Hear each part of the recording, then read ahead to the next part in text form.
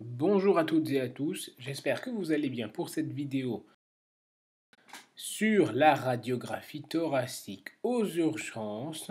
L'interprétation peut s'avérer parfois complexe et j'espère vous simplifier, faire quelque chose de pratique pour retenir. On va voir avec l'aide des différents animaux, presque un jeu enfantin, tous les syndromes importants à connaître. On va essayer d'énumérer tout ce qu'il faut avoir en tête aux urgences. Tout d'abord, on va voir les bases, puis le syndrome alvéolaire, le syndrome interstitiel, le pneumothorax, la pleurésie, l'atelectasie, les cavités, bulles et opacités, avant de faire un tour sur le médiastin, et surtout, restez jusqu'au bout pour voir ce qu'il faut faire, en bref, aux urgences. Vous allez voir, à l'aide de ces animaux, ça va simplifier l'apprentissage. Tout d'abord, on va commencer par la définition et un peu de base. Donc, ce qui est décrit comme blanc, c'est l'opacité. Ça peut être dense, de l'os ou du liquide. Ce qui est noir, c'est de la clarté ou hyper-clarté. C'est en général de l'air. C'est trop aéré. Pour faire simple et comprendre le mécanisme, le rayon qui va passer à travers la matière va être arrêté quand ça va être dense et donc on aura cet aspect plus blanc. Donc plus il y a de la matière, plus ce sera blanc. En bas à gauche, vous avez la schématisation qui vous permet de comprendre la différence entre le syndrome interstitiel et le syndrome alvéolaire. Ce qui est vraiment au bout du poumon, de la mécanique, l'élément physiologique de la respiration, c'est l'alvéole, là où se fait l'échange gazeux. Et là-dedans, il peut y avoir différents liquides qui vont se retrouver à l'intérieur de l'alvéole et qui peut, ce liquide, communiquer entre les différentes alvéoles. Si c'est du pus, on va le voir après, ça peut communiquer. Mais par contre, ça ne peut pas communiquer s'il y a un liquide qui passe d'alvéole en alvéole entre les lobes à cause des scissures. C'est ce qu'on appelle la systématisation du poumon. Il y a 3 lobes à droite, 2 lobes à gauche. Si on revient sur le schéma de gauche, il y a l'alvéole et il y a ceux qui se trouvent autour, c'est ce qu'on appelle l'interstitium, le syndrome interstitiel qui comprend les artères, les veines, les lymphatiques. Bref, vous l'aurez compris, on schématise simple et on divise les choses en alvéolaire et en interstitiel. N'oubliez pas la systématisation, 3 lobes à droite, 2 lobes à gauche, et la radiographie normale que vous voyez sur votre droite. Cette radio est normale, donc pour vous l'imprimer dans la tête, vous pouvez faire pause, et c'est cette radiographie qu'il faudra garder en tête pour comparer si vous en avez besoin. On fait un tour sur le plan anatomique au niveau des flèches. Alors la flèche qui est située à gauche de l'image, donc c'est le poumon droit, hein. À gauche en blanc, c'est la veine cave supérieure. Plus en bas, en rouge, c'est l'oreillette droite. Si on revient de l'autre côté au niveau de la base, on voit la flèche jaune qui est le ventricule gauche. Celle qui est au-dessus, la marron, c'est l'oreillette gauche. Un peu plus au-dessus, en violet, c'est le tronc de l'artère pulmonaire. Puis en rouge, la flèche rouge, c'est l'aorte, le bouton aortique. Et en bleu, c'est la trachée. Deux notions qu'il faut aussi garder en tête. Le poumon est beaucoup plus aéré en haut, au niveau des apex, il est aéré. Donc on retrouvera les lésions de tuberculose, puisque cette bactérie a besoin d'air pour se multiplier. Et on verra aussi plus facilement, plus fréquemment, les bulles et pneumothorax. Quant à la base, elle est plus vascularisée, donc on va retrouver plutôt les emboles, qui peuvent être septiques ou non, et les pleurésies. On va commencer avec le premier, c'est le syndrome alvéolaire. Je vous ai dit, ça touche l'alvéole. Ça touche l'alvéole. Dedans, qu'est-ce qu'il peut y avoir? De l'eau ou du pus. Et donc, ce comblement va empêcher les rayons de passer et donner cet aspect blanc au niveau des alvéoles et au niveau des bronches. Qu'est-ce qu'on peut entendre? On entend principalement des crépitants. Qu'est-ce que c'est en fait les crépitants? Quand ça crépite, eh bien, c'est quand l'air va venir brasser et retourner ce qu'il y a dans les alvéoles. C'est ça les crépitants. On entend comme un bruit de pas de neige, un pas sur la neige, ça fait ce bruit-là, les crépitants. Alors, au niveau des radiographies, en haut à droite, on peut voir un tableau d'OAP avec les ailes de papillon typiques. L'opacité se situe plutôt autour des îles, donc on dit périhilaire.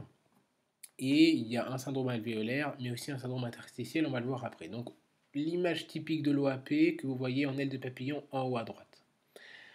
En bas à droite, on va faire déjà de droite à gauche, il y a l'image d'un bronchogramme aérien, puisqu'on peut voir, on voit bien la bronche au travers de tout ce paquet de pus comblé dans les alvéoles qui entoure en fait cette bronche qui est libre d'air, et donc c'est comme un serpent qui vient s'immiscer à travers tout ce paquet de pus et qui décrit ce bronchogramme aérien et donc ce souffle tubaire qu'on va entendre. Et vous voyez sur le scanner l'aspect de cette bronche qui est tout à fait libre et qui ne passe pas toute cette infection de l'autre lobe à cause de la scissure. Donc c'est bien systématisé. Et dans le cas extrême, on peut voir effectivement une pneumopathie franche lobaire aiguë quand il y a une systématisation complète, une infection complète d'un lobe. Je vous ai mis l'image d'un SDRA, d'un syndrome de détresse respiratoire aiguë, où vous voyez que les alvéoles sont toutes comblées et vous montrez que le poumon peut être quasiment tout blanc. Toujours le syndrome alvéolaire, il peut y avoir maintenant du sang. Je vous l'ai dit, il y a de l'eau, il peut y avoir du pus et il peut y avoir du sang. Quand le patient se présente pour une hémoptysie, il faut faire une imagerie. Bien souvent, on a le temps de faire un scanner, mais si on n'a qu'une radiographie qui est disponible, on peut voir cet aspect des alvéoles qui sont remplis de sang et qui vont empêcher donc les rayons de passer. Et on voit ces opacités qui sont un peu diffuses. Et il faudra évoquer le diagnostic d'hémorragie alvéolaire. Et ce tableau est compatible avec plusieurs diagnostics qu'il faudra évoquer, qui peuvent être graves. Et la prise en charge précoce permet de limiter les complications. Les diagnostics, c'est des hémorragies alvéolaires avec atteinte rénale, donc syndrome pneumorénal. Et on peut les retrouver, cette hémorragie alvéolaire, dans le Wegener, plutôt l'homme de 30 ans, le syndrome de Gout de Pasture, un peu plus âgé, 70 ans, le lupus, les vascularites, le purpura rhumatoïde, avec un purpura donc aux jambes, une leucémie ou une CIVD encore. Donc si vous voyez ce tableau radiographique avec une hémorragie alvéolaire, il faut faire une bandelette urinaire et rechercher ce syndrome pneumorénal et appeler éventuellement le néphrologue. Je vous ai mis une radiographie à droite d'une intoxication par inhalation de toxiques. Vous voyez qu'il y a une atteinte un peu comme dans le SDRA, un peu diffuse des alvéoles. C'est un des diagnostics différentiels de l'OAP ou de l'infection. Après le syndrome alvéolaire, on va voir ce qu'il y a entre les alvéoles, donc le syndrome interstitiel. Ça touche l'interstitium, comme son nom l'indique. Il y a donc des opacités à ce niveau-là, et on va pouvoir entendre des ronquilles et ou des sibilants. Qu'est-ce qu'il peut y avoir dans ce syndrome interstitiel? Il peut y avoir des nodules, comme un cancer ou une miliaire. Ça peut toucher les veines, comme dans l'OAP, ou les lymphatiques, en cas d'infection. En haut à droite, vous avez typiquement la radiographie d'un OAP. C'est effectivement la deuxième fois que vous le voyez. Donc la première fois, c'était dans le syndrome alvéolaire, et là, vous le voyez dans le syndrome interstitiel. Alors vous allez me dire, mais on ne mélange pas les deux. Effectivement, l'OAP est particulier parce qu'il va d'abord toucher l'interstitium. Le liquide va refluer tout d'abord dans les veines, puis s'écouler au fur et à mesure dans les alvéoles. Donc il est déjà interstitiel, puis alvéolaire. Et on observe des lignes qui sont au niveau des apex, c'est les lignes A, et les lignes B au niveau des bases. Ces lignes sont dites de Kerley, et elles sont visibles à peu près jusqu'à 1 cm au niveau de la paroi. Et ces lignes B doivent nous faire penser au chat qui est allongé, puisque ces lignes sont vraiment allongées, et au chat pour les différents diagnostics de cardiaque insuffisance, le H pour hémorragie alvéolaire, qui survient un petit peu après l'épisode hémorragique, ça va consolider, le A pour l'asbestose, le T pour la tumeur, qui est la lymphangite carcinomateuse, et le S pour sarcoïdose. Donc quand vous verrez ces lignes B, il faudra évoquer le chat qui est allongé. En bas à gauche, vous avez 3 radiographies. Tout d'abord la pneumopathie interstitielle. Vous voyez l'interstitium qui est un peu plus marqué que sur la radiographie normale. Ça peut être le tableau d'une infection aux bactéries intracellulaires, par exemple. La radiographie du milieu, en bas, vous voyez une masse, une opacité, quelque chose qui est blanc, bien rond au niveau du poumon gauche, au niveau de la flèche, et une fibrose diffuse. Et à ce moment-là, il faudra évoquer un cancer.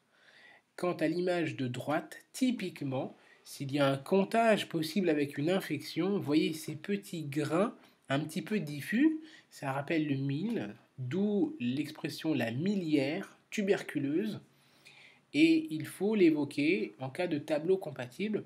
Vous voyez donc qu'il faut toujours confronter la radiographie à la clinique.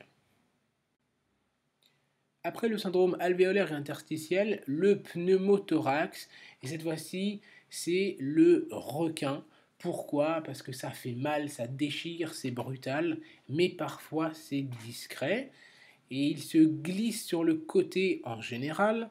Cet épanchement d'air, parce que c'est un épanchement d'air entre les deux plèvres du poumon, qui est parfois discret, mais parfois très brutal et douloureux, comme sur l'image de droite, avec cette image un peu en aileron, et qui va provoquer donc un essoufflement, une dyspnée, qui sera une des indications de drainage, une douleur. Et si l'épanchement est assez important, donc si on voit la ligne du poumon de la plèvre viscérale, comme sur l'image de gauche, qui a plus de 2 cm de la paroi, il faudra drainer à ce moment-là.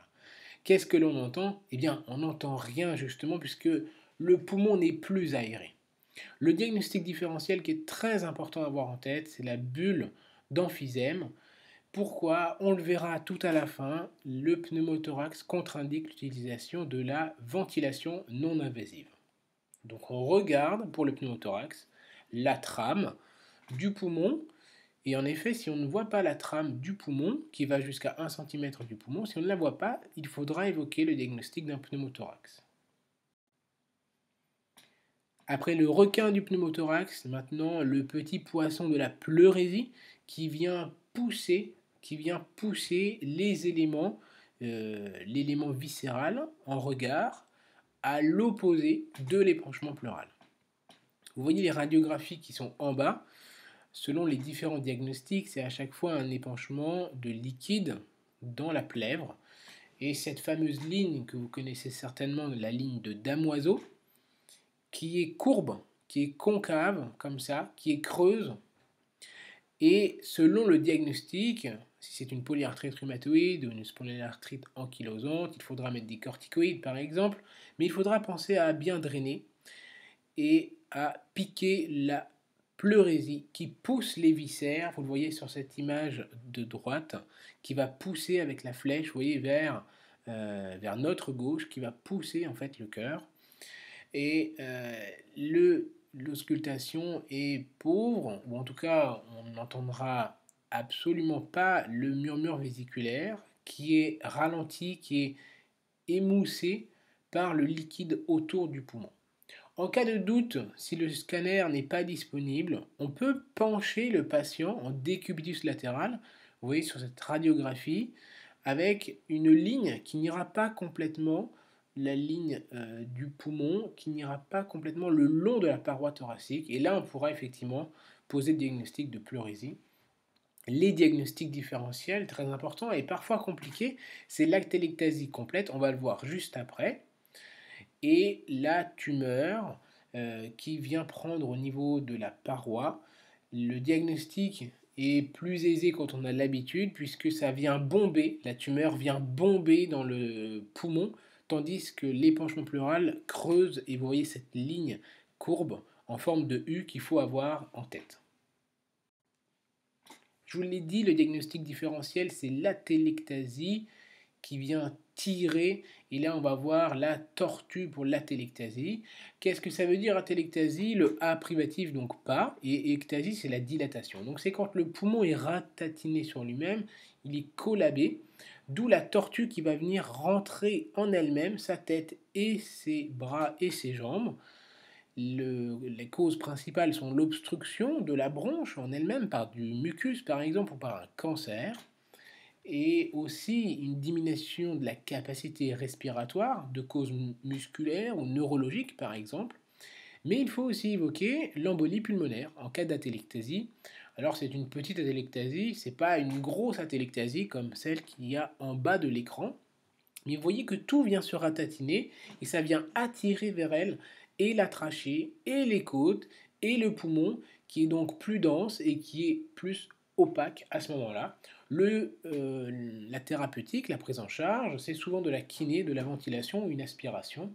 Et à ce moment-là, la clinique, c'est pareil, c'est une abolition du murmure vésiculaire. Donc le diagnostic différentiel, je vous l'ai dit, ça peut être une pneumopathie, un cancer et aussi une pleurésie. Mais maintenant, vous vous souviendrez que la pleurésie vient pousser, tandis que l'atélectasie vient tirer et attire vers elle tout ce qui est en contact. Maintenant, les cavités, les bulles de la brebis et les opacités. Les premiers diagnostics que je voulais vous évoquer sont certes rares. Il y a le kyste hydatique, par exemple, cette formation immense, mais qui est un des diagnostics différentiels des abcès. Je vous l'ai mis pour l'avoir en tête, puisque le kyste hydatique est en général très gros. C'est une infection parasitaire. Encore une fois, abolition du murmure vésiculaire, puisque le poumon n'a plus de place à ce moment-là. En bas à gauche sont les abcès multiples, vous voyez ces formations arrondies dans lesquelles on peut voir un niveau, ce qu'on appelle un niveau hydro en bas et aérique plus haut. Il faudra penser aux abcès multiples et à les traiter par des antibiotiques ou des antifongiques. On reste dans les bactéries en haut à droite avec le fameux diagnostic de tuberculose. Encore une fois, évoqué sur la clinique, mais la tuberculose a une présentation radiologique particulière puisque le bacille a besoin d'air pour se développer. Et je vous l'ai dit, l'air, c'est au niveau des apex. Et donc, la tuberculose se recherche au niveau des apex ou en grain de mil. Mais vous vous rappellerez de cette raquette qui nous fait penser à la tuberculose au niveau des apex, là où il y a de l'air. Et très important, ces radiographies typiques de bulles d'emphysème de patients BPCO, multicompliqués. Et cet aspect typique en tonneau, vous voyez que le poumon n'a plus cette forme de cylindre, mais écarté, un peu arrondi et courbe sur le côté, avec, on a l'impression, une hyperclarté un peu diffuse. Ce sont des bulles d'emphysème, ces alvéoles qui sont complètement dilatées, extrêmement grosses, et donc on peut méconnaître le diagnostic différentiel, c'est un pneumothorax qu'il faudra absolument évoquer. Absolument évoquer. On continue dans les cavités, les bulles et les opacités avec un diagnostic certes rare mais qu'il faudra évoquer surtout chez la femme jeune qui prend des œstroprogestatifs. C'est ce qu'on appelle la lymphangiomyomatose. On retrouve une hyperaération, vous voyez le poumon est plutôt noir, plutôt sombre, hyper clair, et un épaississement de l'interstitium. Le diagnostic différentiel, c'est un tableau de BPCO ou d'emphysème.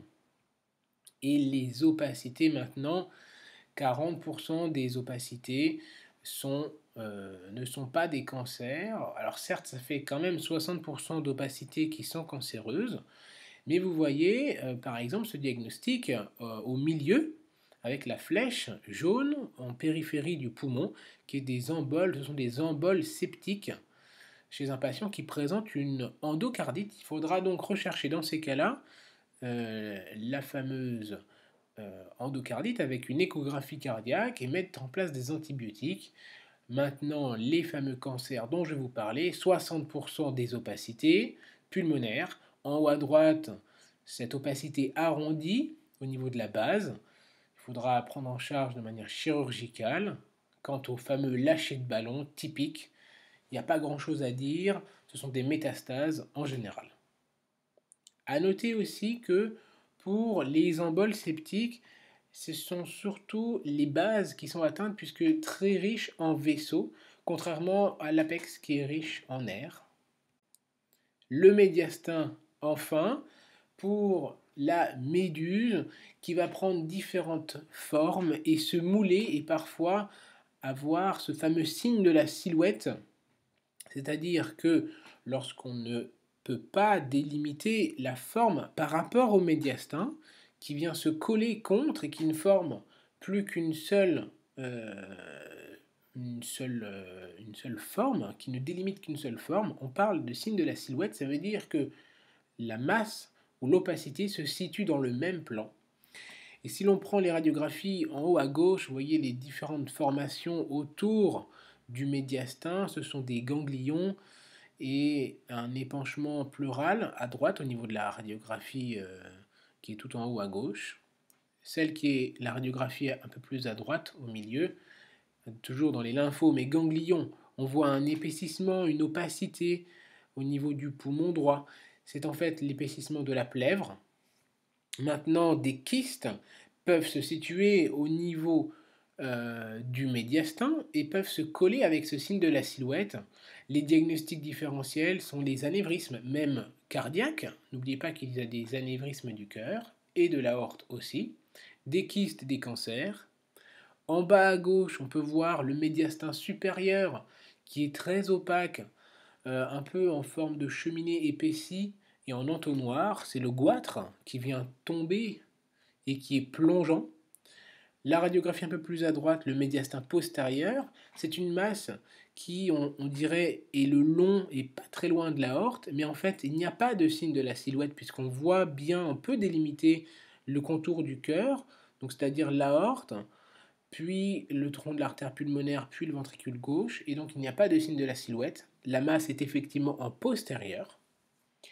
Pour les pacemakers, s'il y a une dysfonction cardiaque, il faut demander une radiographie thoracique à la recherche d'une fracture de sonde, tout d'abord, qui n'est pas visible sur cette radiographie puisqu'on peut faire le tour complet des différentes sondes. Par contre, ce que l'on voit, c'est une pathologie qu'il faut rechercher aussi, c'est quand la sonde n'est pas au bout de l'apex, puisque la sonde doit être placée au bout de l'apex du ventricule pour pouvoir envoyer un influx électrique correct. Et ici, la sonde n'est pas au bout de l'apex, donc est dysfonctionnelle.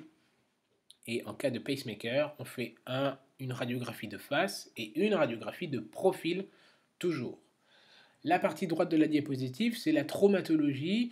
Vous voyez ce bouton aortique qui est vraiment immense et dilaté, c'est un anévrisme, ça peut être aussi une dissection. On peut retrouver un souffle aortique à l'auscultation. Et en bas à droite, vous voyez qu'il y a une opacité un peu diffuse au niveau du poumon gauche, donc côté cardiaque, avec les côtes qui semblent un petit peu ratatinées. Je vous laisserai faire pause comme il faut puisque vous verrez les côtes qui sont en forme de crochet, c'est ce qu'on appelle le signe du crochet. Et le signe du crochet, ça signe un volet costal, donc quand il y a plus de 3 côtes de cassées. On note aussi sur la radiographie au niveau de la flèche rouge une contusion pulmonaire avec cette opacité au niveau du parenchyme pulmonaire. On arrive donc à la fin de la vidéo avec un rappel, en bref, qu'est-ce qu'on fait aux urgences? Vous me direz qu'il y a plein de diagnostics qu'on ne fait pas à la radiographie, mais plutôt au scanner, et c'est tout à fait juste, le scanner prend une place prépondérante, mais il y a des contre-indications au scanner puisque le patient doit tenir allongé, donc quand ce n'est pas le cas, on fait des radiographies, c'est principalement en cas de dyspnée importante. Donc, je vous ai résumé pour les urgences, en cas de dyspnée, qu'est-ce que l'on peut voir à la radiographie. Encore une fois, c'est du contexte qui est primordial de l'auscultation et de l'électrocardiogramme. Les différentes radiographies, vous voyez, je vous ai mis les diagnostics, il y a l'OAP en papillon à gauche, puis à droite, une exacerbation de BPCO avec des bulles d'emphysème un peu diffuses, et plus à droite la pleurésie puis le pneumothorax. Tous ces patients peuvent venir pour une dyspnée. Certaines viennent viendront pour des douleurs thoraciques. Ça peut être l'exacerbation de BPCO qui peut avoir une bulle qui a éclaté éventuellement. La pleurésie qui tire et qui fait mal quand on respire, tout comme le pneumothorax. Mais à l'auscultation, vous aurez fait la différence avec des crépitants pour l'OAP plutôt. Et une auscultation qui est asymétrique. En cas d'exacerbation de BPCO, l'auscultation est différente. On peut retrouver des sibilants. Mais en cas de pleurésie et de pneumothorax, effectivement, l'auscultation est asymétrique avec un murmure vésiculaire qui est diminué quelque part. Et c'est important de faire la différence entre le pneumothorax et l'exacerbation de BPCO parce que l'auscultation est parfois trompeuse et on peut méconnaître une bulle de BPCO, d'emphysème, une bulle d'emphysème, avec un pneumothorax et la prise en charge de l'exacerbation de BPCO peut nécessiter de la VNI qui est contre-indiquée en cas de pneumothorax. Donc il faut bien rechercher ces deux diagnostics, l'exacerbation de BPCO et le pneumothorax, et si on veut utiliser de la VNI, encore une fois, une radiographie peut être normale avec une forte dyspnée, et donc rester clinique. Il faudra évoquer à ce moment-là, si une radiographie est normale, l'embolie pulmonaire. Et en cas de doute et si le patient est stable, on ira plutôt vers le scanner. Voilà, la vidéo est terminée. J'espère qu'elle vous a plu. Si c'était le cas, ne manquez pas de vous abonner, de cliquer sur la cloche des notifications pour ne pas rater les prochaines vidéos. Mettez un pouce bleu, ça permet d'encourager le travail qui est fait. Quant à moi, il ne reste plus qu'à vous dire de prendre soin de vous et de vos patients.